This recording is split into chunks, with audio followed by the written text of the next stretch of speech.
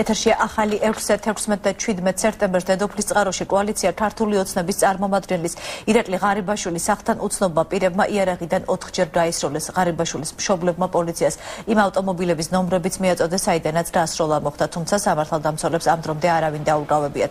ღარიბაშვილის მამის ტარიელ ღარიბაშვილის განცხადებით, როლფის მარკის მწვანე ფერის ავტომანქანა სახელმწიფო ნომრით ლელ 188 მათ ოჯახს ხშირად უთვალთვალებს. ღარიბაშვილის დედას მიაჩნია, რომ ეს მათი ოჯახის დაშინების მცდელობა იყო, რადგან დასროლების წინ ის ბრალდებები უძღოდა, რომელიც სახელმწიფომ თამაზ თამაზაშვილის მიმართ გაავრცელა. შეგახსენებთ, თამაზ თამაზაშვილი ირაკლი ღარიბაშვილის სიმამრეა, დედოფლის წყაროს პოლიციაში მომხდარზე კომენტარს არ აკეთებენ. 16 სექტემბერს ღამის 10 საათზე